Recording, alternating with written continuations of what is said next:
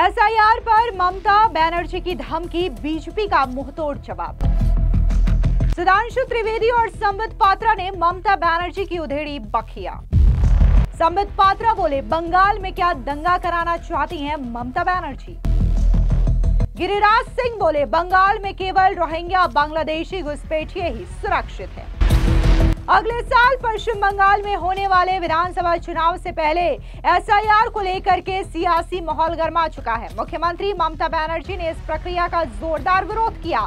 इतना ही नहीं, उन्होंने ये तक कह दिया कि मैं पश्चिम बंगाल में एसआईआर नहीं होने दूंगी। आग से खेलने की कोशिश मत करो, और अगर एसआईआर होता है तो यहाँ पर स्थिति दंगे जैसी हो सकती है। यानी कि उन्होंने सीधे तौर पर मोदी सरकार और चुनाव आयोग को धमकी दे दी है। अब ममता बनर्जी की इस धमकी को लेकर के बीजेपी ने भी मुंहतोड़ जवाब दिया है। आपको बता दें कि भारतीय जनता पार्टी का कहना है कि मुख्यमंत्री ममता बनर्जी फर्जी वोटर्स के कटने के डर से इसका विरोध कर रही हैं। इतना ही नहीं, बकायदा ये तक कहा जा रहा है बीजेपी की ओर से कि आखिर दंगा कैसे होगा, सरकार तो आपकी वहां पर है, मतलब आप ही वहां पर दंगा करवाना चाहती हैं। दरअसल आपको बता दें कि बीजेपी के राष्ट्रीय प्रवक्ता संबित पात्रा ने मीडिया से बात करते हुए कहा कि ममता बनर्जी ने कहा है कि अगर एसआईआर किया गया तो बंगाल में दंगे भड़क उठेंगे और उसके भयावह परिणाम होंगे। दंगे आपके द्वारा किए जाएंगे क्योंकि बंगाल में आपकी सरकार है और पुलिस भी आपकी है।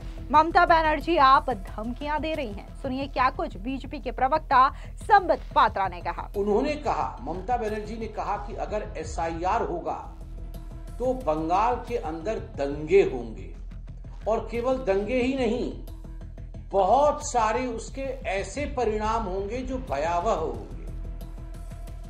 ममता जी, बंगाल के अंदर शासन आपका है, सरकार आपकी है, पुलिस आपकी है, सारी व्यवस्थाएं आपकी है। फिर भी जब आप कह रहे हैं कि बंगाल के अंदर दंगे होंगे, तो दंगा तो कोई दूसरा नहीं करवाएगा, दंगे आप कराएंगे, क्योंकि सरकार की बागडोर आपकी है, पुलिस आपकी है। मतलब ममता जी, आप धमकी दे रही हैं कि अगर एक संवैधानिक प्रक्रिया बंगाल के अंदर होगी जो कि भारत के संविधान की मान्यता के अनुसार होगी, तो बंगाल की मुख्यमंत्री दंगा करवा देंगी और भयावह परिणाम बंगाल के अंदर सृजित करवाएगी। यह गैर संवैधानिक भाषण, यह चौंकाने वाला है कि एक मुख्यमंत्री इस प्रकार से कह सकती है।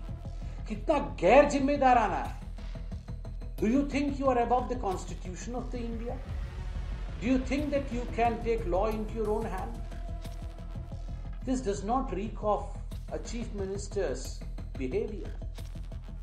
Constitutional propriety is one of the cornerstones of a chief minister's behavior. वहीं दूसरी ओर बात अगर हम बीजेपी के सांसद और प्रवक्ता सुधांशु त्रिवेदी की करें तो उन्होंने भी ममता सरकार को आड़े हाथों लिया और उन्होंने कहा कि पश्चिम बंगाल की मुख्यमंत्री ममता बनर्जी ने चुनाव आयोग द्वारा स्वतंत्र, निष्पक्ष, पारदर्शी और स्वस्थ प्रक्रिया से होने वाले चुनावों के लिए निर्धारित एसआईआर की प्रक्रिया के विरुद्ध जिस प्रकार का खतरनाक बयान दिया, वो प्रकारांतर से सीधे हिंसा भड़काने का संकेत देता है। सुनिए क्या कुछ सुधांशु त्रिवेदी ने कहा। पश्चिम बंगाल की मुख्यमंत्री ममता बनर्जी जी ने चुनाव आयोग के द्वारा स्वतंत्र, निष्पक्ष, पारदर्शी और स्वस्थ प्रक्रिया से होने वाले चुनावों के लिए निर्धारित एसआईआर की प्रक्रिया के विरुद्ध जिस प्रकार का खतरनाक बयान दिया है और प्रकारांतर से सीधे हिंसा भड़काने की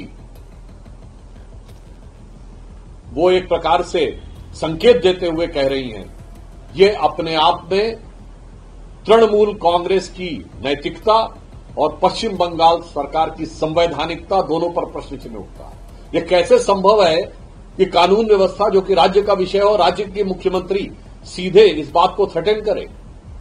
और दूसरी बात, मैं ममता जी से पूछना चाहता हूं, भारतीय जनता पार्टी ममता जी से पूछना चाहती है कि ये बताएं, आप वही ममता जी हैं ना जिन्होंने बंगाल में घुसपैठियों के मुद्दे के ऊपर लोकसभा अध्यक्ष के ऊपर फाइल फेंक दी थी कि चूंकि उस पर चर्चा नहीं करने दी जा रही। आज यदि निष्पक्ष और स्पष्ट पारदर्शी चुनावी प्रक्रिया के लिए जो कि सहज रूप से सभी राज्यों में हो रहा है, उस कार्य के द्वारा अवांछित वोटरों की पहचान की जा रही है, तो आप वही हैं आज उसके खिलाफ आके खड़ी हो गई। ये अपने आप में दर्शाता है कि राजनीति में लोग किस प्रकार से बदल जाते हैं और राष्ट्रीय सुरक्षा जैसे विषय के ऊपर भी समझौते की राजनीति देश को बहुत घातक मुकाम पे लेके जा सकती है। पूर्व में भी पश्चिम बंगाल की सरकार के द्वारा जिस प्रकार से उनके संरक्षण में हिंसा को बढ़ावा मिला है, जिसपे कई मौकों के ऊपर न्यायालय की टिप्पणियां भी रही हैं, आज सीधे सर्वोच्च पद से इस प्रकार की बात करना बहुत गंभीर चिंताजनक है। और मैं कह सकता हूं, संविधान अगर खतरे में है तो इस प्रकार की सोच की वजह से खतरे में है। अगर एक पंक्ति में कहूं कि अगर तृणमूल कांग्रेस सरकार की ऐसी सोच है तो पश्चिम बंगाल की स्थिति यह है कि आगे घोर अंधेरा है जब पहरेदार लुटेरा है।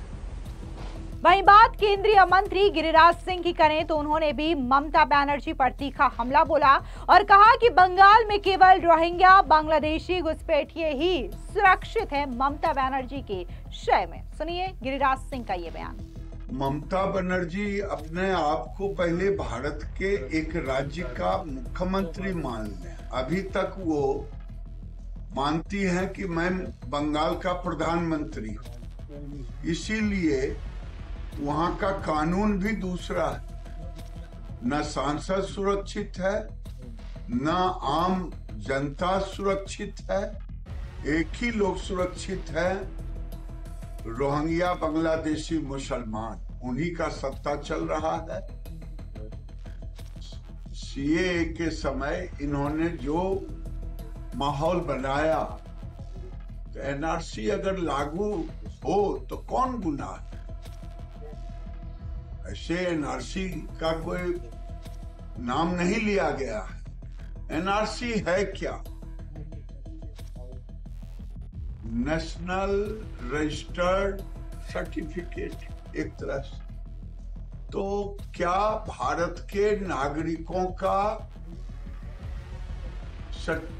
होना चाहिए, आइडेंटिटी कार्ड होना चाहिए कि नहीं, उनका सर्टिफिकेशन होना चाहिए कि नहीं, ये देश के जनता के सामने मैं रखता हूं, तब ममता बनर्जी को समझ में आए। दरअसल आपको बता दें कि मुख्यमंत्री ममता बनर्जी ने चुनाव आयोग के एसआईआर वाले कदम का कड़ा विरोध करते हुए बीजेपी को धमकी भरे लहजे में चेतावनी दी। ममता बनर्जी ने कहा कि मैंने बीजेपी को ये चेतावनी दी थी कि आग से मत खेलो, जनता के आक्रोश के लिए तैयार रहो। यानी कि वो सीधे तौर पर एसआईआर के मुद्दे को लेकर के बंगाल की जनता को भड़काने की कोशिश कर रही है। तो वहीं बीजेपी इस पूरे मामले को लेकर के अब ममता बनर्जी को घेर रही है और बीजेपी का ये कहना है कि एसआईआर जो है वो एक निष्पक्ष प्रक्रिया है जिससे वोटर लिस्ट में सुधार होगा और जो घुसपैठिए हैं या फिर जो फर्जी वोटर्स हैं उनके नामों को काटा छाटा जाएगा। लेकिन ममता बनर्जी को एसआईआर की प्रक्रिया रास नहीं आ रही है और उन्होंने साफ तौर से यह कह दिया है कि वो पश्चिम बंगाल में एसआईआर की प्रक्रिया नहीं होने देंगी। उन्होंने साफ तौर से कहा कि यदि पश्चिम बंगाल में एसआईआर होगा तो इसके अंजाम भयावह हो सकते हैं। यानी कि उन्होंने साफ तौर से मोदी सरकार को यह बड़ी चेतावनी दे दी है कि वो किसी भी सूरत में पश्चिम बंगाल में एसआईआर ना करे। लेकिन वही बात अगर हम पश्चिम बंगाल में बीजेपी नेताओं की करें, फिर चाहे वो शुभेंदु अधिकारी हो, सुकांता मजूमदार या फिर दिलीप घोष, इन तमाम नेताओं ने यह दावा किया है कि कैसे पश्चिम बंगाल में सबसे ज्यादा जो बांग्लादेशी और रोहिंग्या घुसपैठियों की संख्या है वो बहुत ज्यादा है। और इतना ही नहीं, ये घुसपैठिए न सिर्फ पश्चिम बंगाल में शरण लेकर के रह रहे हैं ममता बनर्जी के शय में, बल्कि इनके नाम जो है वो वोटर लिस्ट में भी शुमार है। और इसी वजह से ममता बनर्जी को यह डर सता रहा है कि अगर इन घुसपैठियों के नाम वोटर लिस्ट से कट जाएंगे तो ममता बनर्जी की सरकार अगले साल होने वाले विधानसभा चुनाव में नहीं बनने वाली है। फिलहाल इस पूरी खबर पर आपकी क्या राय है, कमेंट सेक्शन में जरूर बताएं। धन्यवाद।